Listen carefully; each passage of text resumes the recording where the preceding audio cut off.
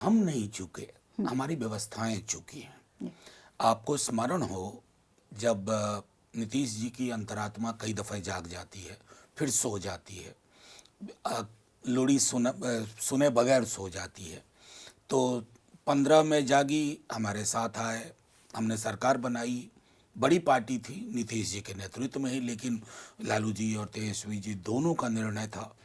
फिर 22 में, मैं इसलिए इसको थोड़ा पृष्ठभूमि बता देता हूँ, 22 में जब नीतीश जी और उनके लोगों ने ये कहा कि हमारी पार्टी को ख़त्म करने की कोशिश हो रही है, साथ आ जाइए, हमें मदद करिए, तो तेजस्वी जी एक बार दूध के जले थे। उन्होंने कहा सुनिए, मैंने बिहार के युवाओं को नौकरी प्रॉमिस की थी 10 लाख, मेरी सरकार 7-8 सीट से नहीं बनी, तो मुझे नौकरी में फ्री हैंड चाहिए। नीतीश जी ने दिया। बहरहाल फिर लोकसभा चुनाव से ठीक पहले, तब तक वो 3 इंडिया की बैठकों में शामिल हो चुके थे जी। उसके गठन में भी लालू जी की, तेजस्वी जी के साथ उनकी भूमिका थी। तो जब विश्वास का प्रस्ताव आया था विधानसभा में, अचानक से हमारे 4 विधायक ट्रेजरी बेंच पे जाके बैठ गए। मैं क्यों कह रहा हूं व्यवस्था का प्रश्न, एंटी डिफेक्शन लॉ बहुत स्पष्ट है, सिटिंग अरेंजमेंट को लेके, एफिलिएशंस को लेकर के। स्पीकर साहब को लगातार दरखास्त दी गई, अपील पे अपील की गई, उन्होंने कोई निर्णय नहीं लिया। तो ये हम सेकंड लार्जेस्ट क्यों हो गए, उसको समझने के लिए हम सबको ये सोचना होगा कि एंटी डिफेक्शन लॉ में स्पीकर का रोल बहुत महत्वपूर्ण होता है। अगर स्पीकर पूर्वाग्रह से ग्रसित हो या वो राजनीति के संकीर्ण दायरों में दलीय हित को सोचते हैं, तो आप किसी भी पार्टी को छोटी पार्टी बना सकते हैं।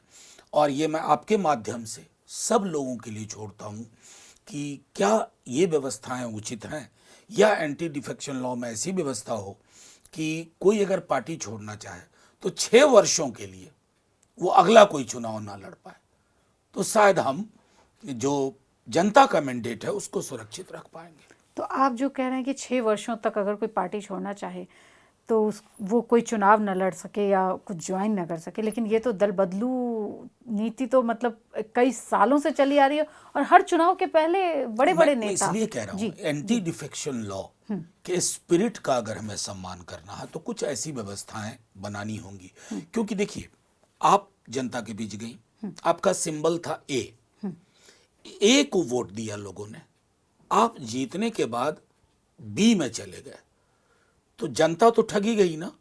तो जनता को ये मौका क्यों ना मिले कि वो पुनः एक बार वहां चुनाव हो और उनको पार्टी छोड़नी पड़े। मतलब वो 6 साल नहीं लड़ेंगे, अगर जनता फिर भी बी को वोट देती है तो मान लेंगे। तो आपका ये मानना है कि अगर ये अदल बदल वाली जो चीजें चलें तो उस पर एक कड़ा प्रबंध होना चाहिए, जो कि राजीव गांधी ने भी, मुझे जितना याद आ रहा है, उन्हीं के समय में आया था, उन्हीं के समय में आया था, बाद में फिर अमेंडमेंट हुए। और आज तो, अब पहले हम लोग कहते थे ना कि हॉर्स ट्रेडिंग, अब हॉर्स ट्रेडिंग नहीं होती है, पूरा का पूरा अस्तबल ही ले लिया जाता है, 1-2 घोड़ों से नहीं, घोड़ों की पूरी जमात को आपने अस्तबल के साथ ही उठा के ले लिया। तो जहां एक एमएलए हैं आपकी पार्टी के, वहां भी सरकार आपकी। तो ये आप किसकी तरफ इशारा कर? अब इशारा और इरादा दोनों साफ है। बिहार में फिलहाल आपको क्या लग रहा है? इफ्तार पार्टी पे भी घमासान मचा हुआ है।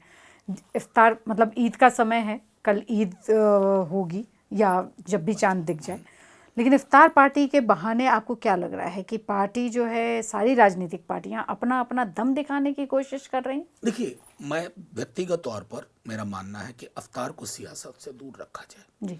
हमारी पार्टी चुनाव जिस साल नहीं होता है, चुनाव जीतते हैं, चुनाव हारते हैं, हम कंसिस्टेंट रहे हैं। ऐसा नहीं है कि सिर्फ इफ्तार, मकर संक्रांति का भोज लालू जी का नामी है पूरे बिहार में जी। छठ और इफ्तार, ये चीजें ऐसी हैं जो जोड़ती हैं लोगों को, तोड़ती नहीं है। अब अगर नीतीश जी ने इफ्तार दिया, उनकी पार्टी ने, उनके आवास पे संभवतः, और संगठनों ने कहा कि हम इसमें नहीं जाएंगे, तो ये उनका प्रेरोगेटिव था। उनके निर्णय को सवाल जिस तरह से लोग कर रहे हैं वो उचित नहीं है। हम एक ऐसे कालखंड से गुजर रहे हैं ना, चीजें बहुत तेजी से बदल रही हैं।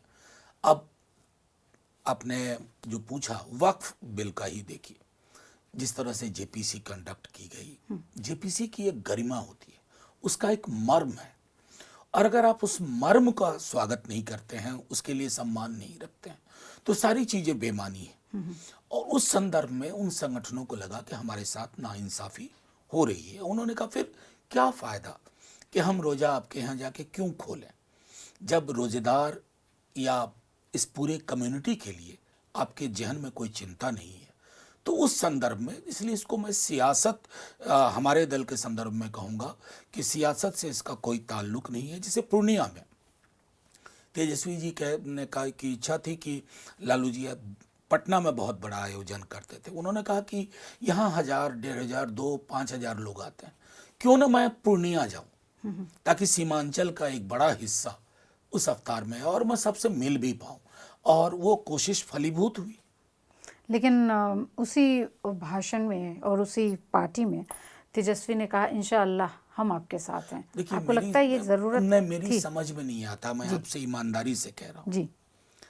हम सब लोग एक ऐसे परिवेश में पले बढ़े हैं ना, इस देश की एक बहुत बड़ी आबादी मुसलमानों की ईद की राम राम लोग कहते थे, ईद की राम राम या जय राम जी की।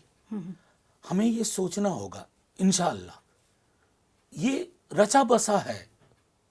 मतलब मैं जामिया में रहा हूं भाई, 8 साल शुरुआती अपने करियर के मैंने जामिया में पढ़ाया, तो वहां की कई सारी रवायतें मेरे अंदर आ गई।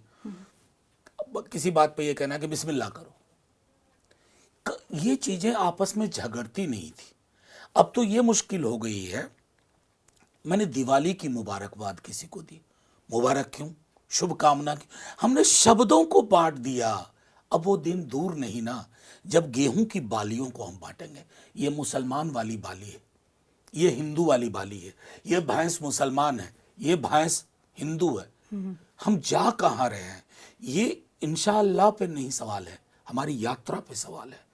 चलते चलते उल्टे पांव की यात्रा में हम कहाँ पहुंच गए। तो आपको लग रहा है कि बिहार के चुनाव में एमवाई जो समीकरण की बात हमेशा से तेजस्वी जी करते रहे और आरजेडी का एजेंडा भी रहा है, और मैं खुद बिहार से आती हूँ, तो वो अब आपकी बातचीत से लग रहा है कि आप लोग जात पात से अलग हट के काम करेंगे? आप मुझको एक बयान दिखा दीजिए MY। देखिए, ये क्या है ना कि लालू जी अपने दौर में भी मीडिया के साथियों से उनका बहुत दोस्ताना संबंध रहा। कभी किसी के प्रति जिसने खूब लिखा उसी को सुबह बुला करके चाय और नाश्ता करवाया, दिल में कुछ नहीं रखते। गरीबों के नेता थे लालू जी। आप वोटिंग पैटर्न देखिए, MY कभी हमने नहीं कहा। मतलब आपने परसेप्शन बनाने की कोशिश की एक समूह ने। आप वोटिंग पैटर्न देख लीजिए, तब भी जब हम बुरी तरह हारे और तब भी जब हम बहुत अच्छी तरह जीते, हमें तमाम जाति वर्गों के वोट मिले, कम ज्यादा। मतलब 2095 तक की तो बात ही छोड़ दीजिए, इवन 2010 के बाद 15, 20 आप वोटिंग देखिए। अगर सिर्फ MY का वोट होता तो हम सिर्फ महज 7-8 सीट से लूज करते पिछला विधानसभा चुनाव। ये एक ऐसी हकीकत है जिसको हमारे साथी लोग, साथी ही कहूँगा, राजनीति में कोई दुश्मन नहीं होता है, उनको ये बात पचती नहीं है कि कैसे एक इतनी कम उम्र का लड़का इतने धुरंधरों को। 2020 का चुनाव याद करिए, प्रधानमंत्री जी ने लगभग डेरा डाल दिया था। मतलब वही बाकी केंद्रीय तेजस्वी ने भी बहुत मेहनत की थी। मेहनत की, अकेला जी, अकेला मैं कह रहा हूँ, जी बिल्कुल। लालू जी नहीं थे उपलब्ध, अकेले। और ये तो बता दिया। अभी भी मैं कह रहा हूं, बिहार में लंबी लकीर उन्होंने खींच दी है।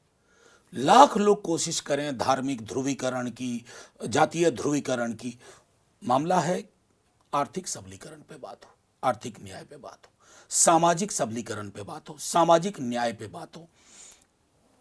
वो जो माई बहन मान योजना पूरी प्रतिबद्धता से सोच समझ करके वो लाए। बिजली, सबसे महंगी बिजली है बिहार में। बिल्कुल। एक मध्यम वर्ग का आदमी भी परेशान है, उसको रिलीफ कैसे मिले। सबसे ज्यादा बेरोजगार युवा बिहार में, सबसे ज्यादा पलायन वही। पलायन वही है और सबका रिश्ता आपस में है। बाढ़, सूखा, जिसको हम कहते हैं ना कि बंटवारे के बाद जब झारखंड अलग हुआ तो धूल धूप वर्षा के अलावा बिहार में कुछ नहीं रहा, बचा। तो पलायन उससे पैदा होता है। तो उनकी पूरी कोशिश है, जो मैंने कहा कि नौकरी का फ्रंट उन्होंने नीतीश जी से लिया और प्रक्रियाधीन की, 5 लाख नौकरियां मिली, वही एजेंडा हमारा होगा। और उस एजेंडे की काट हमारे प्रतिपक्ष के लोगों को नहीं आ रही है, तो कोशिश करेंगे अपशब्दों का प्रयोग, अशोभनीय भाषा का प्रयोग, पुराने केसेस को खुलवाने का प्रयोग, तो हम सब के लिए तैयार हैं।